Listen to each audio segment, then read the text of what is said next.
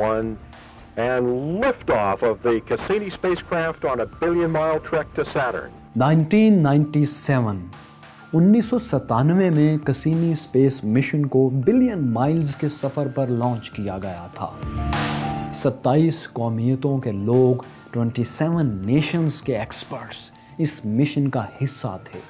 कसीनी space mission की technology उस technology से कहीं पुरानी है जो आपके हाथों में स्मार्टफोन की शक्ल में मौजूद थी। आज से 3 साल पहले इसका मिशन ख़त्म होने वाला था, लेकिन इसके ज़िम्मे ऐसा काम लगा दिया गया जिसके लिए इसे बनाया ही नहीं गया था। इसे इस खूबसूरत तरीन सैयारे सैटर्न, ज़ुहल के इन दायरों के दरमियान से यूं गुजरना था कि इसके गिर्द घूमते अरबों खरबों पत्थरों में से एक भी इससे टकरा ना सके। फिर सैयारे की बेपनाह कशिश भी इस स्पेसक्राफ्ट को अपनी तरफ ना खींच सके, और सबसे अहम ये कि इस सारे प्रोसेस के दौरान कसीनी के कैमरे और सेंसर्स बिल्कुल दुरुस्त काम करते रहें। ये बज़ाहिर नामुमकिन काम कैसे मुमकिन हुआ और ऐसा करने की ज़रूरत ही क्या थी। मैं हूं फैसल उड़ाइच और देखो सुनो जानो की द यूनिवर्स सीरीज की नवी किस्त में आप यही सब तो देखेंगे।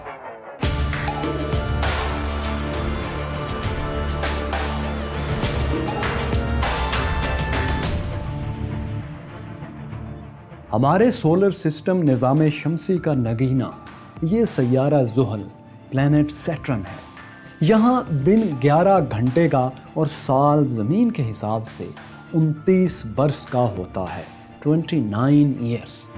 मरीख और जुपिटर के बरअक्स हम इस सैयारे के बारे में बहुत कम जानते हैं। चंद बरस पहले तक हम ये बिल्कुल नहीं जानते थे कि इस सैयारे सैटर्न, जिसकी सतह गैस के गहरे बादलों में ढकी नज़र आ रही है, क्या यही मुकम्मल सैयारा है? क्या पूरा सैटर्न गैस ही का बना हुआ है, या नीचे कोई सख्त चट्टान भी है जिसके गिर्द ये भागते दौड़ते बादल लिपटे हुए हैं? क्यूरियस माइंड्स के लिए ये बेइंतहा अहम सवाल था।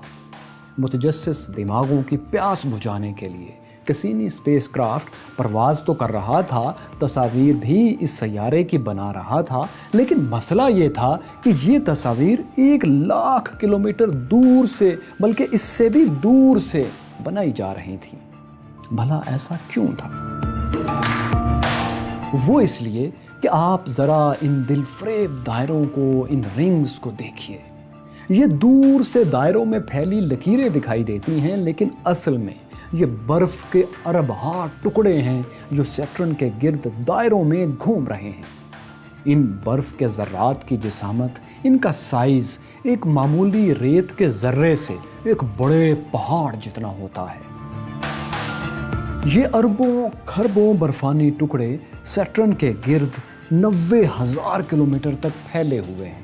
इसीलिए स्पेसक्राफ्ट कसीनी को भी हर सूरत सैटर्न से 1,00,000 किलोमीटर से भी कहीं दूर से परवाज़ करना होती थी, क्योंकि अगर ये इससे ज़्यादा करीब जाने की कोशिश करता तो इन अरबों खरबों पत्थरों का कोई भरोसा तो था नहीं। एक भी पत्थर कसीनी से टकरा जाता तो इसका खेल ख़त्म। कसीनी के इतने पुर्जे होने थे कि ढूंढे से इसका निशान नहीं मिलना था। इसीलिए ज़रूरी था कि इसे इन पत्थरों से बचाकर सैटर्न के करीब से गुजारा जाए और सैयारे की सतह की करीब तरीन तस्वीर ली जाए। तो इसके लिए एक नाकाबिले यकीन प्लान बना।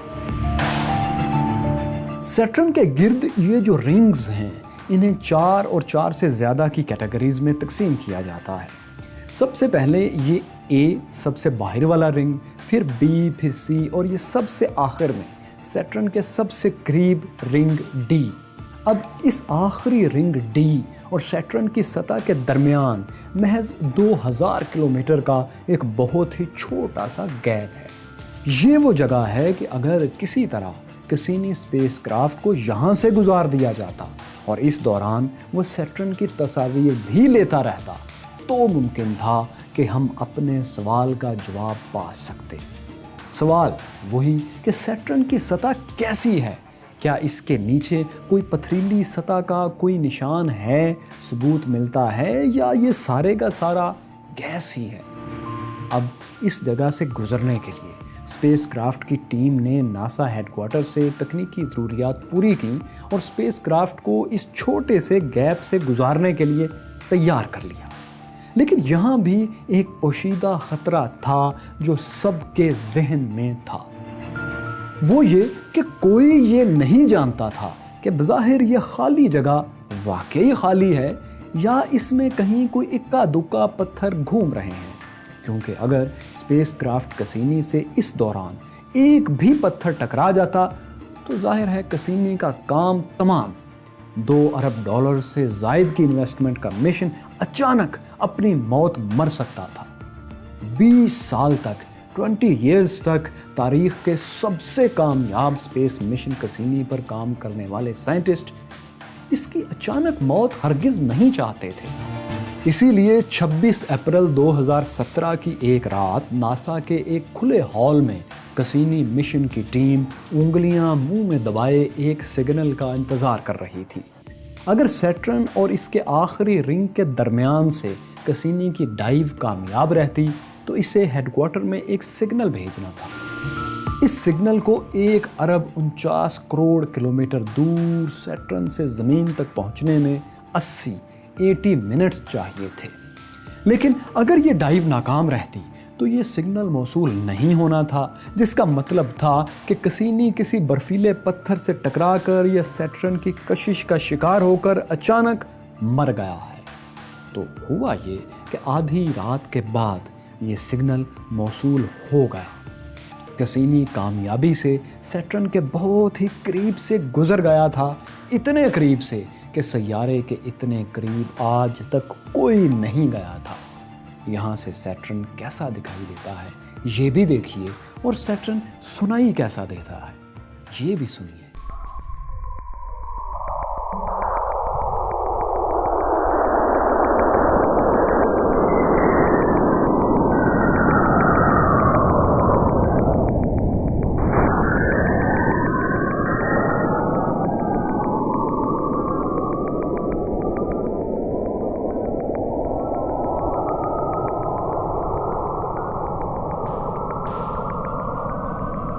ایک کامیاب ڈائیو تو مکمل ہو گئی تھی، لیکن یہاں سے وہ اصل مشن شروع ہونا تھا جس کے لیے یہ ایکسپیریمنٹل ڈائیو کی گئی تھی۔ وہ اصل مشن کیا تھا؟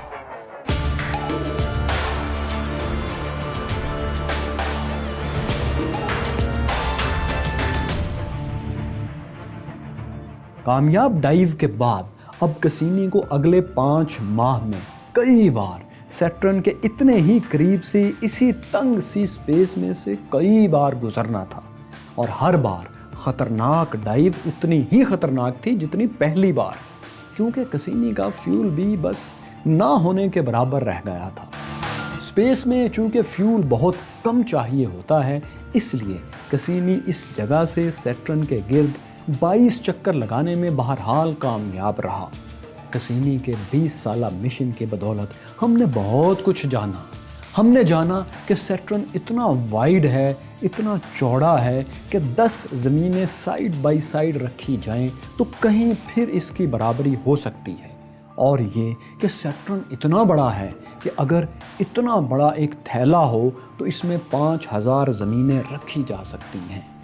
اب ایک طرف سیٹرن زحل اتنا بڑا اور دیو ہیکل ہے تو دوسری طرف اتنا ہلکا کہ اس سے بڑے سائز کا اگر ایک سمندر ہو اور سیٹرن کو اس میں پھینک دیا جائے تو یہ اس کی سطح پر ایک فٹ بال کی طرح تیرنے لگے گا۔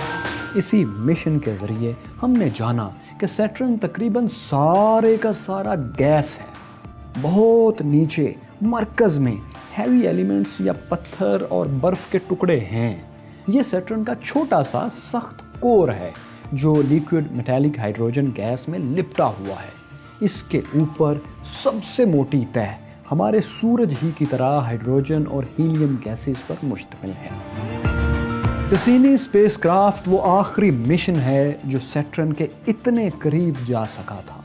ستمبر 2017 ہی وہ سال تھا جب کسینی مشن کو مکمل اور اسپیس کرافٹ کو تباہ کیا جانا تھا۔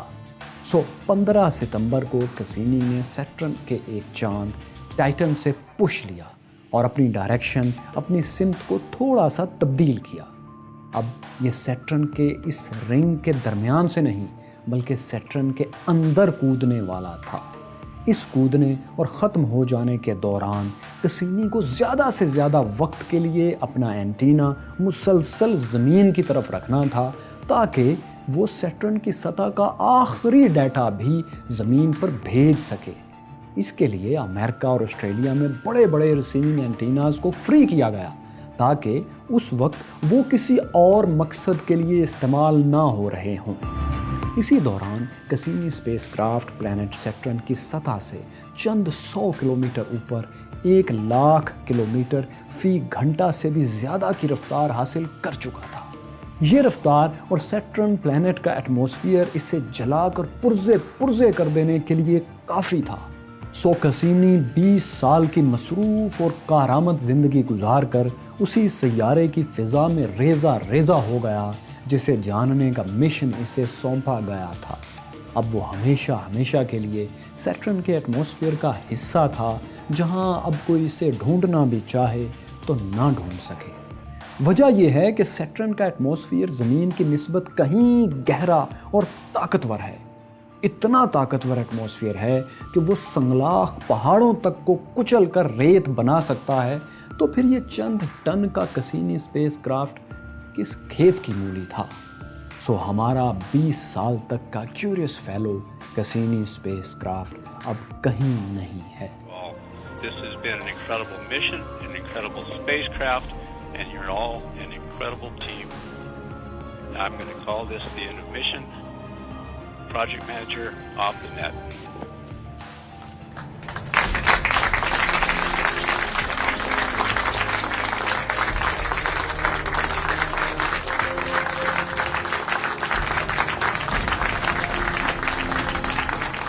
سیٹرن کا ایٹماسفیئر تو پہلے بھی بہت بھاری تھا، لیکن اب ہمیں یہ فخر ہے کہ اس کے وزن میں 2 ٹن وزن زمین سے گیا ہوا بھی شامل ہو چکا ہے۔ آخر ہمارا اسپیس کرافٹ کسینی اسی کی فضا میں تو پرزے ہوا ہے۔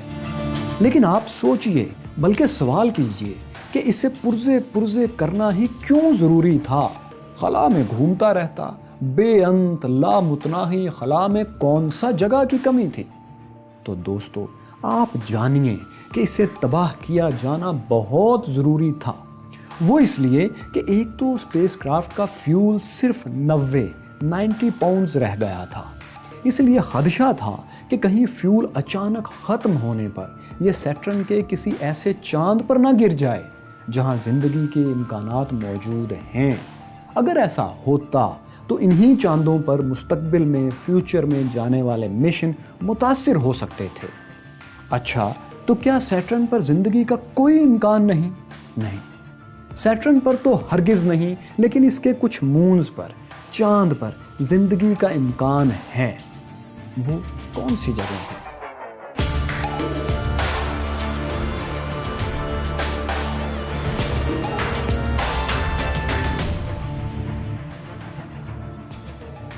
یہ کسینی ہی کی ایک حیرت انگیز دریافت سیٹرن کا چاند ٹائٹن ہے۔ کسینی مشن میں شامل یورپین ایجنسی کا ہیوجنز اسپیس پروب اسی چاند پر پیراشوٹ سے گرایا گیا تھا۔ اس سارے مشن سے ہمیں پتہ چلا تھا کہ ٹائٹن کی سطح پر ایسے گول پتھر ہیں جیسے پانی کی جھیلوں یا دریاؤں میں ہزاروں سال پانی کے بہتے رہنے سے بنتے ہیں۔ ٹائٹن پر آج بھی نیلے سمندر ہیں اور بہت سی جھیلیں موجیں مار رہی ہیں۔ ہماری زمین کے بعد یہ واحد جگہ ہے جس کی سطح پر اس طرح کی جھیلیں یا سمندر پائے جاتے ہیں۔ بس فرق اتنا ہے کہ یہ سمندر اور یہ جھیلیں پانی کی نہیں، لیکوڈ میتھین اور ایتھین کی ہیں۔ اگر کبھی اس چاند پر کوئی اسپیس کالونی بنے تو اسے فیول کی کمی کبھی نہیں ہوگی، کیونکہ ٹائٹن پر میتھین گیس زمین کی کل دریافت گیس سے سینکڑوں گنا زیادہ ہے۔ یہ کسینی کی سب سے اہم دریافت تھی، لیکن یہ سب سے بڑی دریافت نہیں تھی۔ سب سے بڑی لینڈ مارک دریافت تو یہ تھی۔ کسینی نے پلانٹ سیٹرن کے قریب اس کا ایک برفیلا چاند آئسی مون انسیلاڈس دیکھا۔ ناسا اور یورپین اسپیس ایجنسی کے فیوچر اسپیس مشنز میں سے سب سے پرجوش مشنز وہ ہیں جو ان دونوں مونز ٹائٹن اور انسیلاڈس پر جا رہے ہیں۔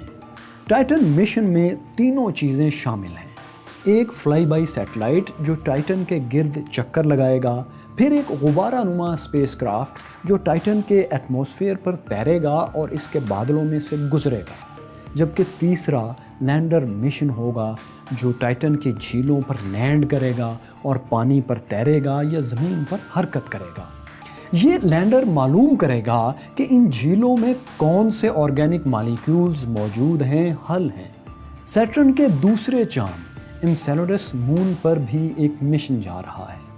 یہ چاند ٹائٹن سے بہت ہی چھوٹا ہے، ننھا منا سا انسیلاڈس چاند، لیکن یہ بہت ہی چمکدار ہے۔ اس کی سطح پر برف کی موٹی تہہ ہے اور اس تہہ کے نیچے یوروپا ہی کی طرح گہرا سمندر ہے۔ یہ ہم اس لیے کہہ سکتے ہیں کہ اس کی سطح سے، سرفیس سے پانی کے فوارے پھوٹتے کسینی اسپیس مشن دیکھ اور دکھا چکا ہے۔ تو مائی کیوریس فیلوز، اگر ہم آپ کو بتائیں کہ سیٹرن وہ آخری سیارہ تھا جسے ہمارے آباء و اجداد جانتے تھے، تو آپ کو کیسا لگے گا؟ یہ ایک حقیقت ہے کہ سیٹرن وہ آخری سیارہ ہے جو زمین سے بغیر کسی دوربین کے نیکڈ آئی سے، خالی آنکھ سے دیکھا جا سکتا ہے۔ اس کے بعد یہ دائرے میں گھومتا نیلا سیارہ ہے جو ابھی کل کی دریافت ہے۔ 1781 میں جب اتفاقی طور پر ایک امیچور ایسٹرونومر جو بیسیکلی ایک میوزیشین تھا، ولیم ہرشل، اس نے اسے دریافت کیا۔ وہ اسے پہلے سیارہ سمجھا ہی نہیں تھا، اس کے خیال میں یہ ایک ستارہ یا کوئی کامیٹ، شہابیہ وغیرہ تھا۔ لیکن جلد ہی سب ماہرین اس نتیجے پر پہنچ گئے کہ یہ ناتجربہ کار ایسٹرونومر بے دھیانی میں نہ صرف نظام شمسی کا ایک نیا بڑا سیارہ دریافت کر بیٹھا ہے، بلکہ کھیل ہی کھیل میں ہمارے نظام شمسی کا سائز بھی دگنا کر گیا ہے۔ وہ یوں کہ اس سے پہلے یہی سمجھا جاتا تھا کہ سیٹرن تک سورج کی سلطنت ختم ہو جاتی ہے، ہمارا سولر سسٹم، نظام شمسی یہیں تک ہے۔ ہمارے بڑے بھی ہزاروں سال تک یہی سمجھتے رہے، اور وہ کیوں نہ سمجھتے؟ آخر یورینس تھا ہی اتنا چھپا ہوا، خلا کی تاریکی میں اتنا گم کہ کہیں 100 سال میں ایک بار ہلکا سا دکھائی دیتا تھا۔ وجہ یہ تھی کہ اس پر سورج کی روشنی بہت ہی کم پڑتی ہے، اتنی کم کہ جتنی زمین پر پڑتی ہے اس کے 1% کے آدھے سے بھی آدھی روشنی یورینس پر پڑتی ہے۔ سورج سے اتنا دور ہونے کا اتنا نقصان تو ہوگا نا، لیکن یورینس صرف اسی اعتبار سے نہیں، اور بھی کئی وجوہات سے بہت ہی عجیب ہے، اتنا عجیب کہ اس جیسا اور کوئی بھی نہیں۔ ایک تو اس کی حرکت ہی دیکھیے، تمام سیارے اپنے ٹاپ پر یوں سپن کرتے ہیں، لیکن یہ واحد سیارہ ہے جو اپنے سائیڈز پر یوں گھومتا ہے۔ اگر تمام سیارے بہن بھائی ہوں تو یہ ان میں وہ بچہ ہوگا جو رات کو اس وقت لائٹس جلا کر سونا چاہتا ہے جب باقی سب بچے لائٹس آف کرنا چاہ رہے ہوتے ہیں۔ بس اتنا الٹ ہے سب سے۔ یہی وجہ ہے کہ اس کا نام بھی سب سے الگ طریقے سے رکھا گیا۔ سب سیارے رومن مائتھولوجی کے دیوتاؤں کے نام پر ہیں، جبکہ یہ واحد سیارہ ہے جس کا نام یونانی مائتھولوجی میں گاڈ آف ہیونز، آسمانوں کے دیوتا کے نام پر یورینس رکھا گیا ہے۔ تو دوستو، ہمارے سامنے یورینس نظام شمسی کا سب سے ٹھنڈا سیارہ گھوم رہا ہے۔ اس کا درجہ حرارت -223 -223 ڈگری سینٹی گریڈ ہوتا ہے۔ اس کے اتنا سرد ہونے کی ایک وجہ یہ بھی ہے کہ یہ سورج سے دور ہے۔ اسے ایک چکر لگانے میں، سورج کے گرد ایک چکر لگانے میں 84 سال 84 ایئرز لگتے ہیں۔ یعنی اگر آپ اس سیارے پر ہوں تو آپ کو سارے موسم دیکھنے کے لیے کم از کم 80 یا 90 سال کا ہونا پڑے گا زمین کے حساب سے۔ 1986 میں 1986 میں اسے پہلی بار اور اب تک آخری بار بہت قریب سے ایک لیجنڈری اسپیس مشن وائجر 2 نے دیکھا تھا اور یہ تصاویر بنائی تھی۔ وائجر 2 نے یورینس کے پاس سے گزرتے ہوئے اس کے 10 نئے چاند بھی دریافت کیے تھے۔ یورینس کے کل 27 معلوم چاند ہیں، لیکن ان میں سے یہ مرانڈا بہت بھدا سا ہے، اتنا بھدا کہ پورے نظام شمسی میں اتنا بد شکل چاند اور کوئی بھی نہیں۔ اسے دیکھیں تو یوں لگتا ہے کسی نے میلے ناخنوں سے مٹی میں اٹے ہوئے سخت جمے ہوئے مکھن کی کوئی گیند کھروچ کر پھینک دی ہو۔ پھر ستم یہ ہے کہ کھرچنے والے کے ناخن اتنے گہرے ہوں کہ ایک جگہ پر 12 میل تک دھس گئے ہوں۔ سائنسدانوں کا خیال ہے کہ یہ بھدے نشانات کسی دوسرے چاند یا پاس سے گزرتے کسی پتھر کے ٹکرانے سے بنے تھے، لیکن اب مشاہدہ ہے کہ یہ زخم دھیرے دھیرے بھر رہے ہیں، مندمل ہو رہے ہیں۔ لیکن مرانڈا کو انسیلیڈس یا یوروپا جیسا ہموار ہونے میں ابھی کروڑوں سال اور لگیں گے۔ لگتے ہیں تو لگتے رہیں۔ آپ یہ بتائیے، کیا آپ دبئی کے برج الخلیفہ سے نیچے کود سکتے ہیں؟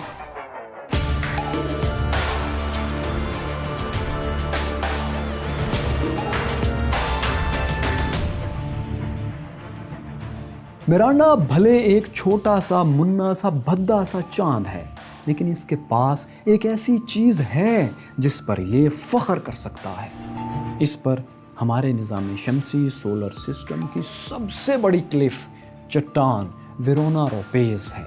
یہ سیدھی چٹان 20 کلومیٹر تک اونچی ہے، یعنی کوئی 24 برج الخلیفہ ایک دوسرے کے اوپر رکھیں تو کہیں ویرونا روپیز کی برابری ہوتی ہے۔